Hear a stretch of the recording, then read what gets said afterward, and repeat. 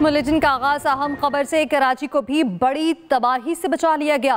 Bloch लड़कियों को social media के जरिए खुदकुश बमबार बनाने का इंकशाफ। कम उम्र बलोच लड़की को BLA के खुदकुश मंसूबे से बचा लिया गया। कराची को बड़ी तबाही से बचा लिया। कल अदम दहशतगर्द नेटवर्क की कराची में खुदकुश हमले की संगीन साजिश नाकाम। बलोचिस्तान से टारगेट लेकर निकलने वाली कम उम्र तालबा को CTD ने तहवील में ले लिया। सेंट्रल पुलिस ऑफिस कराची में वजीर दाखिला सिंध और एडिशनल IG CTD सिंध के साथ बलोच तालिबा ने प्रेस कॉन्फ्रेंस की। US ने व्हाट्सएप पर एक ग्रुप में ऐड कर दिया।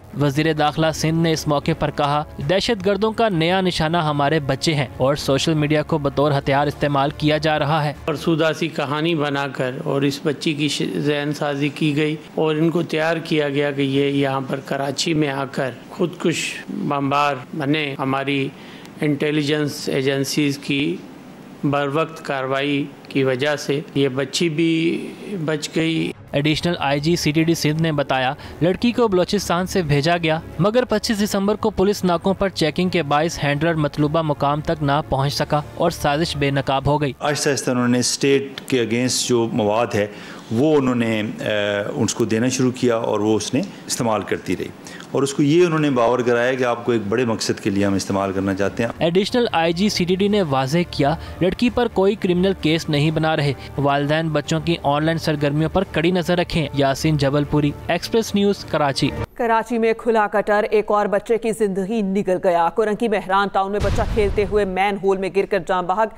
बच्चे की शनाख्त 8 साला दिलबर अली के नाम से हुई। माँ बाप का इकलौता बेटा था। डिप्टी मेयर कराची सलमान अब्दुल्ला मुराद का कहना है कि टाउन चेयरमैन और UC चेयरमैन का ताल्लुक पीपल्स पार्टी से नहीं है। हम लाशों पर सियासत नहीं करेंगे, जिम्मेदार को सजा देंगे।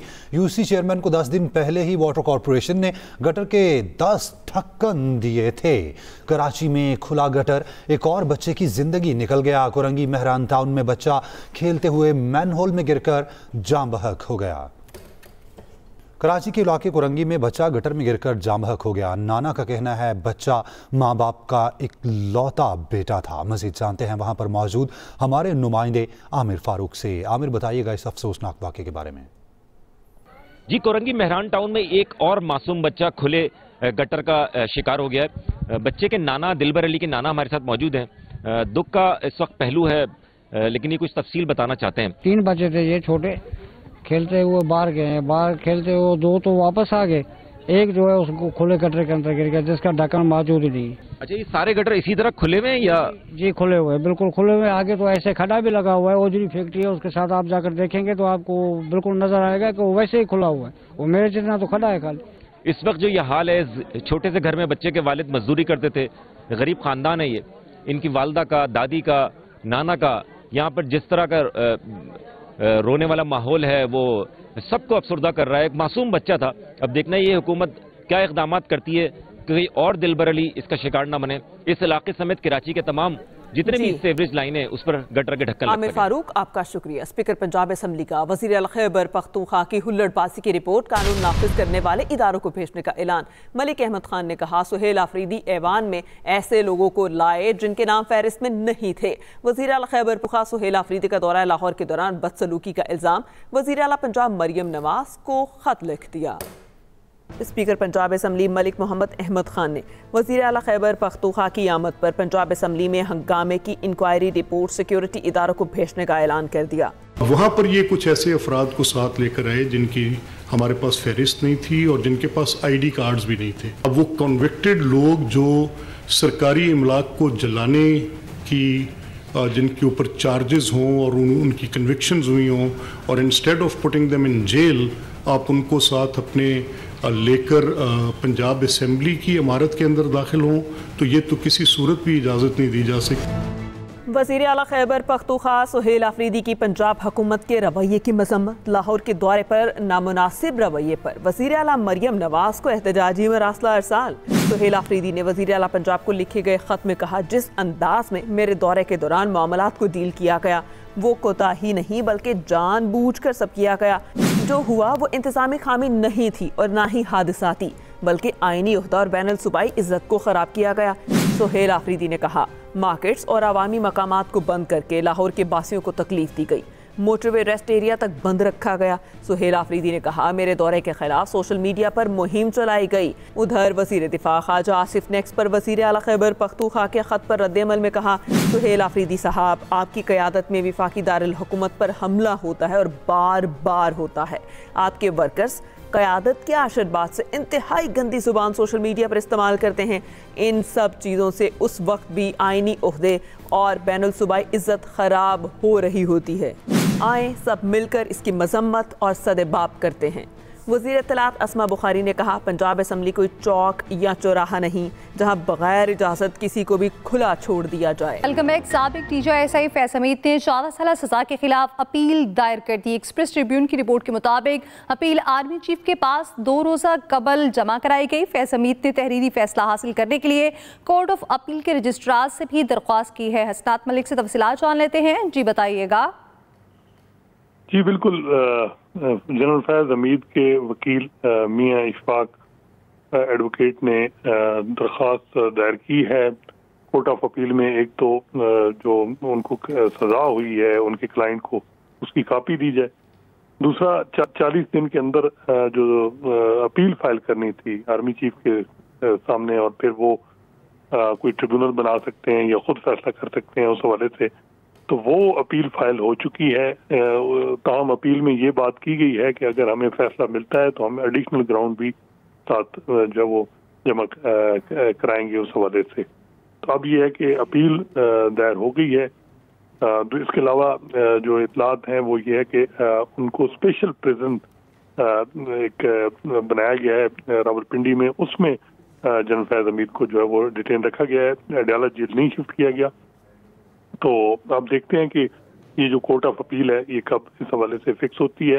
अमूमन जो जजमेंट की कॉपी है वो अमूमन जो है वो जब मामला आता है सिविलियन कोर्ट में, यानी रिट हाई कोर्ट में जब कोई कोर्ट मार्शल किसी को हो तो वो जब रजू करता है तो वहाँ सजा की जाती है जी हमें कॉपी दी जाए। बड़ा कम होता है कि वहाँ यानी उससे पहले जो है वो कॉपी फैसले की दी जाए। सही। नुमाइंदा एक्सप्रेस ट्रिब्यून हमारे साथ मौजूद थे। हसनात मलिक, बहुत शुक्रिया आपका। कराची की वकला का पेशी पर आए यूट्यूबर रजब भट्ट पर तशद्दुद। वकला ने थप्पड़ों की बारिश कटी, शर्ट फाड़ दी।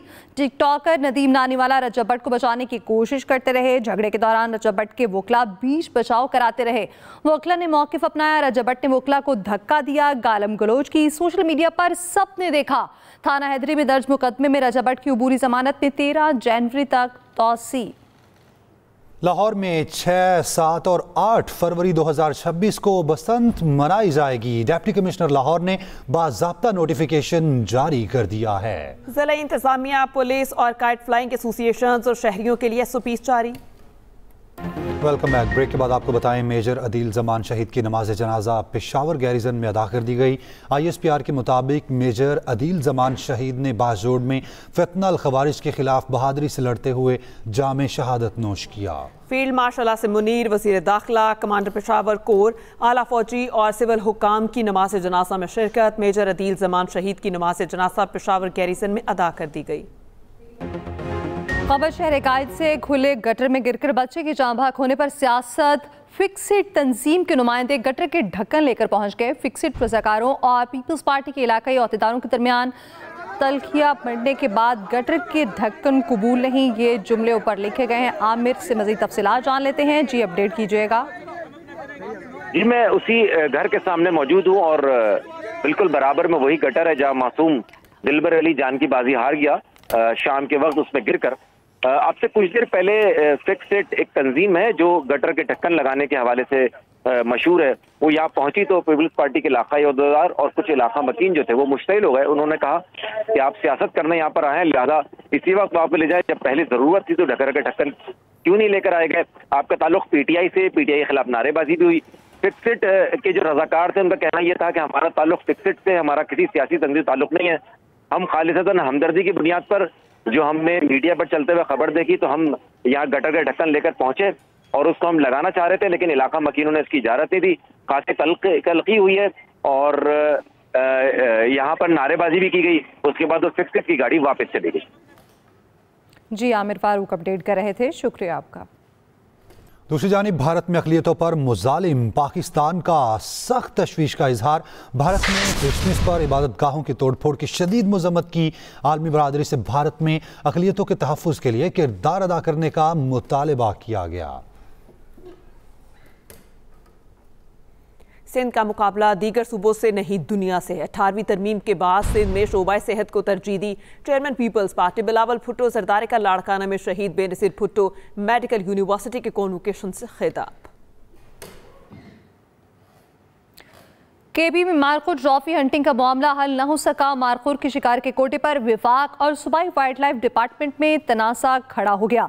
ज़राए के मुताबिक चीफ कंजर्वेटिव ने सेक्रेटरी जंगलात को खत लिख दिया है, जिसमें कहा गया है कि वफाकी हुकूमत ने नॉन एक्सपोर्टेबल मारखुर, आइबेक्स और ग्रे गोराल की शिकार पर पाबंदी लगा दी है, जबकि 2024 में कोहिस्तान और चित्राल में नॉन एक्सपोर्टेबल कोटे के तहत 4 मारखुर के शिकार की इजाज़त दी गई थी। महकमा वाइल्ड लाइफ ने इस 80% के तहत मारखुर के शिकार का कोटा मुकर्रर किया। विफाकी इदारा साइंस मैनेजमेंट अथॉरिटी की पाबंदी इसके अपने ही फैसले से मुतसातिम है। खत में कहा गया एक्सपोर्टेबल ट्रॉफी हंटिंग कोटा सूबाई हुकूमत का इख्तियार है। सूबाई हुकूमत की पोजीशन दुरुस्त है।